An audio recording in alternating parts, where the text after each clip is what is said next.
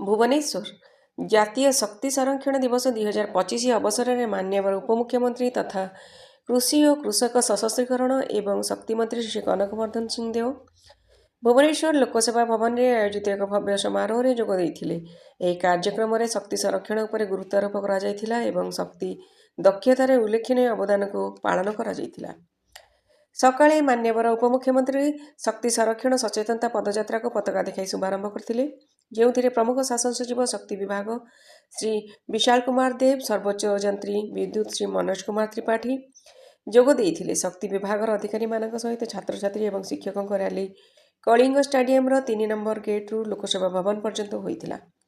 मान्यवर उपमुख्यमंत्री श्री सिंहदेव अभिभाषण में शक्ति संरक्षण को केवल एक अभ्यास भाव नुहे बरं एक जातीय कर्तव्य भाव में ग्रहण कर आवश्यकता उपर गुरुत्वारोप करते।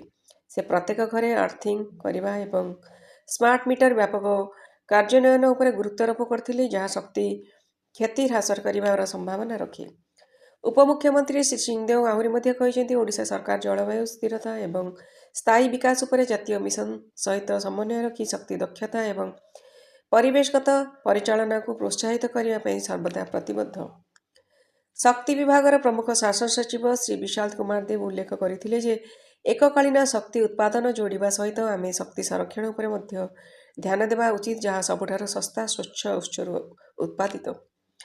नीति स्तर में पंप्ड स्टोरेज नीति पूर्व कार्यकारी होइछि एवं संप्रति भाषमान सौर निर्देशावली जारी करा जाइछि जहाँ सौर पवन जल इत्यादि क्षेत्र में ओडिशार नवीकरणीय शक्ति क्षमता को त्वरान्वित करिपारिबो। जंगल परिवेश और जलवायु परिवर्तन विभाग निर्देशक डॉक्टर के मुरुगेशन शिक्षक मानक शक्ति संरक्षण संपर्क में छात्र छात्री मानक मध्य अभिनव चिंताधारा को प्रोत्साहित करने को कहिथिले। सीपीआरआई पूर्वतन महानिर्देशक श्री ए.के. त्रिपाठी ग्रिड स्थिरीकरण सहित नवीकरणीय शक्ति क्षमता वृद्धि पर गुरुत्वारोप करते।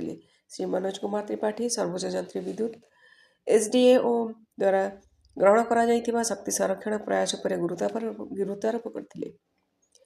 समारोह समय मान्यवर उपमुख्यमंत्री सीपीपी आईपीपी इस्पात एवं विद्युत एमएसएमई शिक्षानुष्ठान इत्यादि विभिन्न वर्ग में विजेता मानू ओडिशा राज्य शक्ति संरक्षण पुरस्कार ओएसईसी रे सम्मानित करथिले। राज्यस्तरीय क्विज प्रतियोगिता आयोजित होइथिला जो सारा ओडिशा रे ब्लॉक स्तरीय एवं जिला स्तर में 2.5 लाख अधिक छात्र छात्री अंशग्रहण करथिले। प्रतियोगिता रे अष्टम नवम और दशम श्रेणी छात्र छात्री मैंने अंशग्रहण करथिले एवं श्रेष्ठ 3 जन छात्र छात्री को 8,000 5,000 और 3,000 टंका नगद पुरस्कार प्रदान करा जायतिला एवं अन्य छात्र छात्री मानक स्मारकी एवं प्रमाणपत्र प्रदान करा जायतिला। लोकसेवा भवन में अनुष्ठित राज्यस्तरीय कार्यक्रम में बहु संख्यक अंशग्रहणकारी जोग देइथिले जो मानक पुरस्कार प्रदान करा जायतिला।